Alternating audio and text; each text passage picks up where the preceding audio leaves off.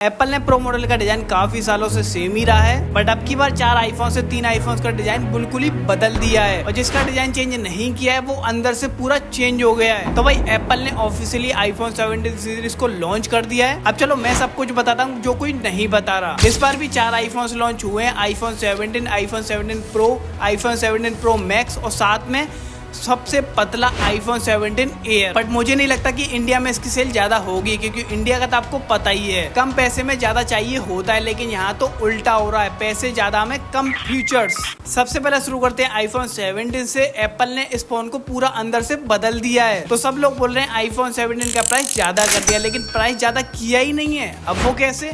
पिछले साल ही iPhone 16 launch हुआ था, वो भी 80,000 रुपए का, और अब आईफोन 17 लॉन्च हुआ है 83,000 रुपए का। लेकिन आप सभी को लगता होगा कि आईफोन 17 का प्राइस एप्पल ने ज्यादा कर दिया है। तो भाई वो आईफोन 16 का बेस वेरिएंट था, वो भी 120 GB से स्टार्ट था, और आईफोन 17 का बेस वेरिएंट 250 GB से स्टार्ट है। और अगर मैं आईफोन 16 के 250 GB स्टोरेज की बात करूँ तो वो था 90,000 रुपए का। तो उसके हिसाब से देखा है तो आईफोन 17 का प्राइस कम है। लेकिन प्लस पॉइंट ये भी है कि एप्पल ने इस प्राइस में बहुत सारे फीचर्स को इम्प्रूवमेंट कर दिया है। चलो बताता हूँ। सबसे पहले आईफोन 17 का डिस्प्ले बदल दिया है, और इस पर प्रो मॉडल और नॉन प्रो मॉडल के डिस्प्ले में कोई फर्क होगा ही नहीं। मतलब दोनों में ही सेम 120 हर्ट्ज का रिफ्रेश रेट, और दोनों की पीक ब्राइटनेस 3000 नेट्स होगी और HBM 1600 होगी। और पिछले साल ही एप्पल ने आईफोन 16 प्रो का साइज 6.3 इंच कर दिया था। अब आईफोन 17 का साइज 6.3 इंच कर दिया है, वो भी बहुत ही कम बेजल्स के साथ। और सभी आईफोन्स में एप्पल ने सिनेमैटिक सील 2 दिया है। एप्पल का कहना यह है कि पहले से 3 गुना स्क्रैचेस फ्री है, और साथ में नए कलर्स भी हैं। वैसे मेरा फेवरेट कलर तो ग्रीन है, वैसे आप कमेंट करना आपका फेवरेट कलर कौन सा है। और वही परफॉर्मेंस में एप्पल की तरफ से A19 चिप दिया है, जो कि आईफोन 16 से 20 गुना फास्ट है। मतलब परफॉर्मेंस वाइज तो आईफोन 16 भी अच्छा है, आईफोन 17 भी अच्छा है, बस आईफोन 16 आईफोन 17 से थोड़ा सा ही फास्ट है। और एप्पल ने इतने सारे फीचर्स को चेंज कर दिया है, तो साथ में इसके कैमरे भी चेंजेस कर दिए हैं। सबसे पहले 12 मेगापिक्सल का अल्ट्रा वाइड लेंस था, उसको चेंज कर दिया है 48 मेगापिक्सल्स में। अब जो माइक्रोसॉफ्ट में अच्छी डिटेल आएंगी। और सबसे बड़ा चेंजेस आया है वो भी फ्रंट कैमरे में। अब जो नॉर्मल कैमरा सेंसर होता है वो भी रेक्टेंगल शेप का होता है, अब आईफोन 17 में एप्पल ने स्क्वायर कर दिया है। बट एप्पल तो आपको स्क्वायर और रेक्टेंगल में आपको नहीं समझाएगा, तो इसीलिए एप्पल ने सेंटर स्टेज फ्रंट कैमरा बोल रहा है। मतलब रेक्टेंगल सेंसर के बदले स्क्वायर सेंसर की वजह से मेगापिक्सल 12 से 18 कर दिया है, जिसकी मदद से सेल्फी कैमरे से लैंडस्केप सेल्फी भी ले सकते हो। और ये कैमरे में नया है, इसके साथ भी आईफोन 17 का बैटरी बैकअप भी इम्प्रूवमेंट कर दिया है। जो एप्पल ने बोला 8 घंटे एक्स्ट्रा प्लेबैक मिलेगा, वो भी आईफोन 16 से। बट एप्पल ने ऑफिशियली बैटरी एमएच नहीं बताया है। लेकिन चार्जिंग टाइम की भी बात कर लेते हैं। एप्पल ने 40 वोल्ट की फास्ट चार्जिंग लॉन्च की है, जिसकी मदद से 50% 20 मिनट में चार्ज हो जाएगा। हाँ, तो फिर चार्जिंग टाइम को भी इम्प्रूवमेंट कर दिया है। और पहला ऐसा नॉन प्रो मॉडल है जिसको आप मिस नहीं कर सकते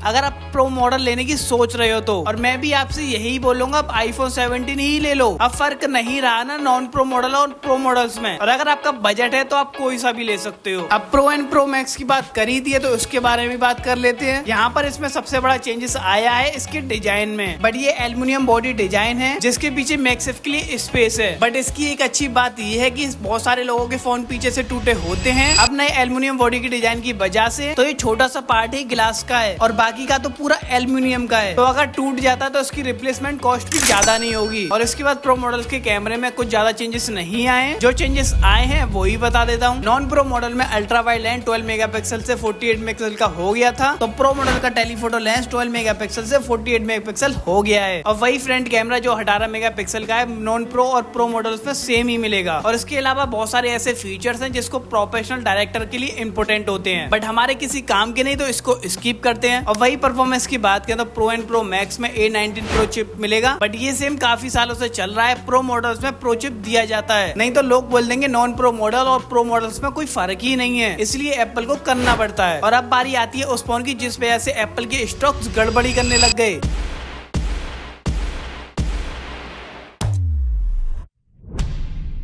अब तो सिचुएशन सुधर गई है, एप्पल के स्टॉक्स भी ग्रो कर रहे हैं। बट एप्पल ने इस फोन के साथ कुछ किया नहीं है, बस इसका पतले के अलावा। और फोन को पतला करने के चक्कर में बहुत सारे फीचर्स को कंप्रोमाइज करना पड़ेगा। पहला, आप इस फोन में फिजिकल सिम नहीं लगा सकते। साथ में सिंगल कैमरा, सिंगल स्पीकर मिलेगा। बट एप्पल ने तो बोल दिया all days battery life. But मुझे नहीं लगता कि आईफोन 15 तक की इसकी बैटरी चलेगी। और इसका प्राइस इतना कर दिया है कि आप एयर के बदले कुछ पैसे ऐड करके आप प्रो ले सकते हो। मेरा रिकमेंड यही होगा कि आप इंडिया में हो तो आप एयर को मत लेना। अगर आप बाहर से से एयर को लेना चाहते हो तो आप सस्ता मिल ही जाएगा। वैसे ये वीडियो यूजफुल लगा तो वीडियो को लाइक शेयर और सब्सक्राइब करना मत भूलना। मिलते हैं नेक्स्ट वीडियो में, तक के लिए बाय बाय।